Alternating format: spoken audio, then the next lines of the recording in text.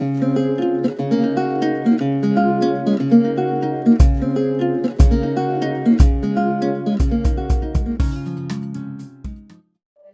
मैं कल्पना पारिक आप सभी का अपने YouTube चैनल स्टडी विद कल्पना पारिक में स्वागत करती हूँ। दोस्तों, हम पढ़ रहे थे राजस्थान का अपवाह तंत्र या राजस्थान की नदियाँ।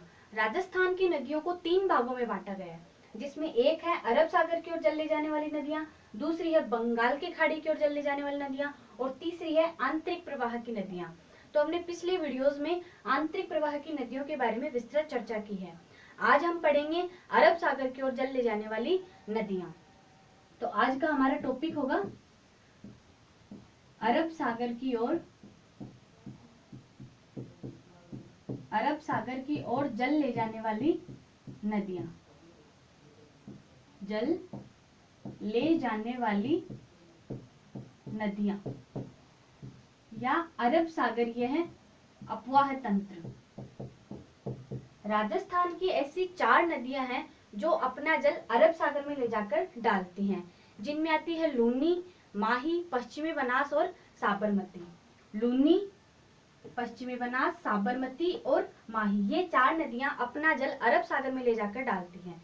वैसे तो ये नदियां अपना जल अरब सागर में डालती हैं, लेकिन अगर डीपली पूछ लिया जाए तो ये ऊपर वाली 2 नदियां अपना जल लेके जाती हैं कच्छ के रण में, और जो नीचे वाली 2 नदियां हैं ये अपना जल लेकर जाती हैं खंबात की खाड़ी में। राजस्थान यहाँ तक सीमा बनाता है पाकिस्तान के साथ। राजस्थान यहाँ तक सीमा बनाता है पाकिस्तान के साथ, और फिर आता है ये गुजरात।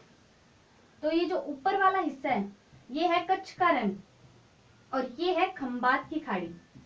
जैसे कै पहले आता है और ख बाद में आता है, तो कैसे हो गया कच्छ का रण, कच्छ का रण।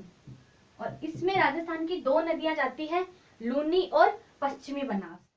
तो लूनी व पश्चिमी बनास अपना जल कच्छ के रण में ले जाकर डालती हैं, और जो साबरमती और माही नदी है वो अपना जल ले जाती है खंबात की खाड़ी में। खंबात की खाड़ी जो कि गुजरात के हिस्से का निचला हिस्सा है, वो है खंबात की खाड़ी, और ऊपर वाला है कच्छ का रण। तो कच्छ के रण में 2 नदी चली गई और 2 जाती है खंबात की खाड़ी में। उसमें आ गई माही व साबरमती। इस तरह ये है अरब सागर की ओर जाने वाली 4 नदियां। तो आज इनमें हम लेंगे लूनी नदी और उसकी सहायक नदियां।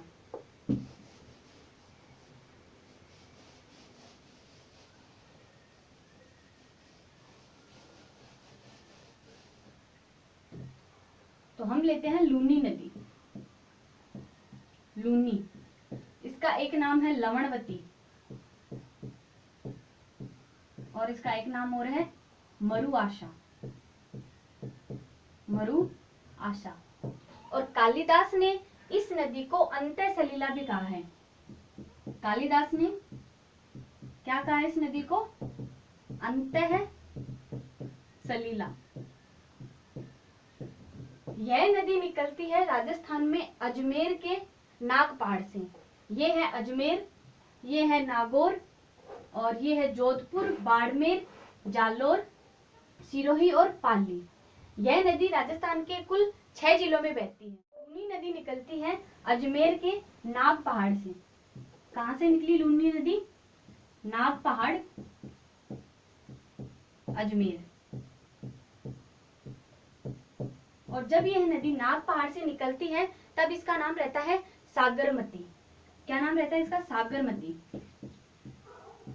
फिर इसमें एक धारा आती है जो कि पुष्कर से आती है, जिसका नाम रहता है सरस्वती नदी। और ये दोनों नदियां नाग पहाड़ से थोड़ी दूर गोविंदगढ़ अजमेर में मिलती है। जहां ये दोनों नदियां मिलती है वहां इस नदी का नाम हो जाता है लूनी नदी। सागरमती और सरस्वती ये दोनों कहाँ मिलती है? गोविंदगढ़ अजमेर में। गोविंदगढ़ अजमेर में मिलती है, जहां इनका नाम हो जाता है लूनी नदी। फिर वहां से लूनी नदी चलती है, थोड़ा आगे जाती है और यह जाती है आना सागर झील में। आना सागर झील का निर्माण पृथ्वीराज चौहान के दादा अर्णोराज चौहान द्वारा करवाया गया है। वहां से यह नदी निकल के जाती है थोड़ा ऊपर, यानी कि नागौर में। नागौर में थोड़ा जाके फिर यह वापस नीचे आती है पाली में। फिर पाली से यह जाती है जोधपुर। जोधपुर का जो बिलाड़ा स्थान है वो इस नदी के किनारे स्थित है। वहां से यह नदी आती है बाड़मेर में। बाड़मेर में भी 2-3 स्थान है जो कि इस नदी के किनारे स्थित है, जिसमें है तिलवाड़ा, नाकोड़ा, तिलवाड़ा, नाकोड़ा और बालोतरा। बालोतरा, यह नदी आई बालोतरा। फिर बालोतरा से यह जाती है जालोर, और जालोर होते हुए यह नदी कच्छ के रण में चली जाती है। यह नदी निकली नाग पहाड़ से। नाग पहाड़ के बाद आती है गोविंदगढ़ से। अगर ये पूछा जाए कि लूनी नदी का उद्गम स्थल कौन सा है तो वो नाग पहाड़ी होगा, ना कि गोविंदगढ़ अजमेर। वहां से यह आएगी आना सागर झील में। फिर वहां से नागौर, नागौर से पाली, पाली से जोधपुर, फिर आती है यह बाड़मेर में।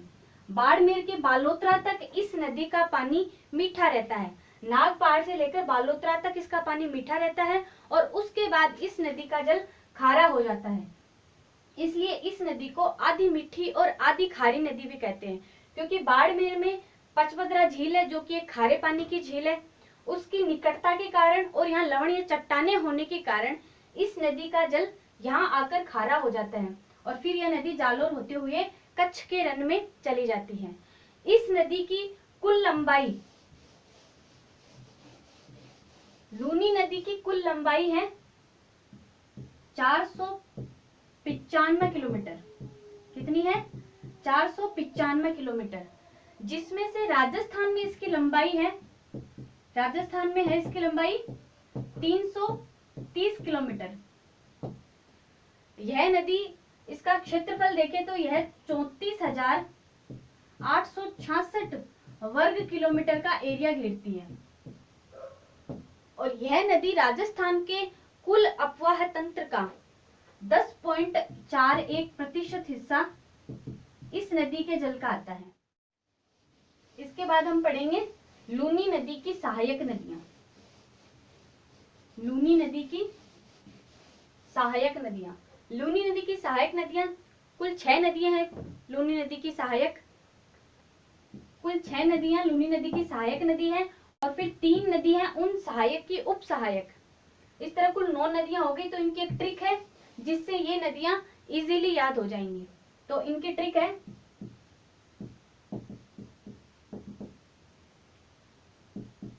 जोजड़ी को जवाई, लीलड़ी का ब्याव में सुकेड़ी मिठाई लायो। इसमें इसकी जो सहायक नदियां हैं उन सभी के नाम आ जाएंगे। जोजड़ी, फिर जवाई, लीलड़ी, सूकड़ी, मीठड़ी, ये 5 नदियां तो इसमें आ गई। और एक बच गई बांडी, बांडी नदी, ये इसकी सहायक नदियां हैं। और फिर खारी, गुहिया और सागी, ये इसकी उप सहायक नदियां हैं। तो ये हो गई जोजड़ी को जमाई, लीलड़ी का ब्याह में सुकेड़ी मिठाई लायो। इसमें इस लूनी नदी की सहायक नदियां आ गई। तो हम सबसे पहले लेते हैं जोजड़ी नदी। जोजड़ी नदी, जोजड़ी नदी निकलती है नागौर से। कहां से निकली है? नागौर से। हम लेते हैं जोजड़ी। जोजड़ी निकली नागौर के पोंडलू गांव से। नागौर के पोंडलू से जोजड़ी नदी निकलती है और फिर यह नदी नागौर और जोधपुर होते हुए जोधपुर में आकर लूनी नदी में मिल जाती है। नागौर और जोधपुर में बहती है और फिर जोधपुर में आकर लूनी नदी में मिल जाती है। यह एकमात्र ऐसी नदी है जो लूनी नदी में दाईं तरफ से या लूनी नदी के पश्चिम से आकर लूनी में मिलती है।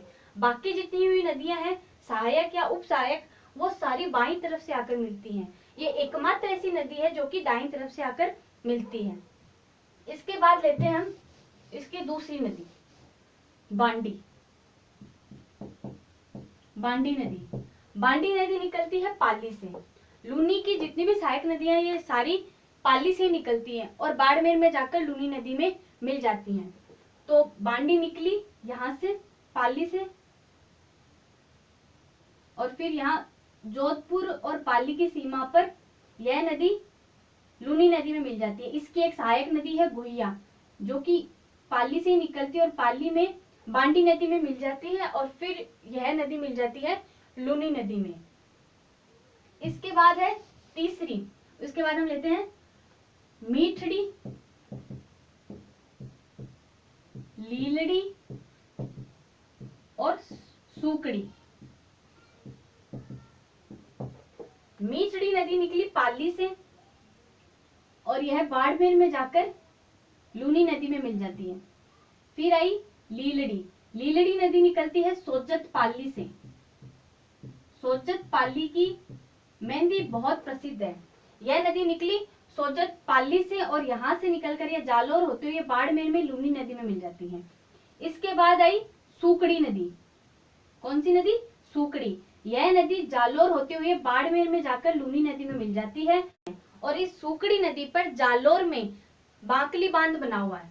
यह है जालोर, जालोर में इस नदी पे कौन सा बांध बना हुआ है?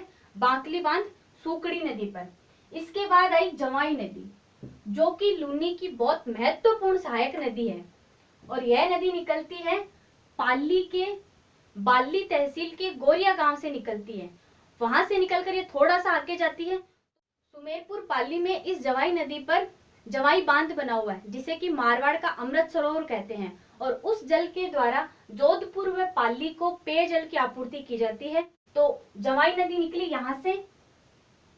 यहाँ से निकलकर ये जालोर होते हुए जाएगी बाड़मेर, बाड़मेर में जाकर लूनी नदी में मिल जाती है जवाई नदी।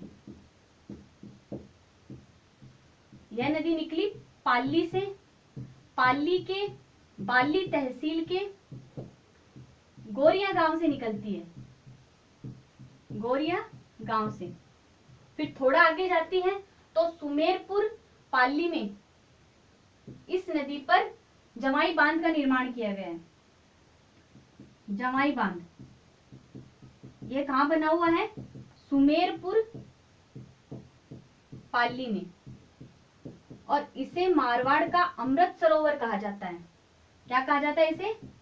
मारवाड़ का अमृत सरोवर। फिर यह नदी आई जालोर। जालोर में इस नदी की दो सहायक नदियां मिलती है। इसमें एक आती है सिरोही से, जिसका नाम है खारी नदी। यह जालोर में आकर इस नदी में, यह नदी सिरोही से निकली और जालोर में आकर जवाई नदी में मिल जाती है। और एक है सागी नदी, जो कि जालोर से ही निकलती है और फिर जालोर में ही लूनी नदी में मिल जाती है।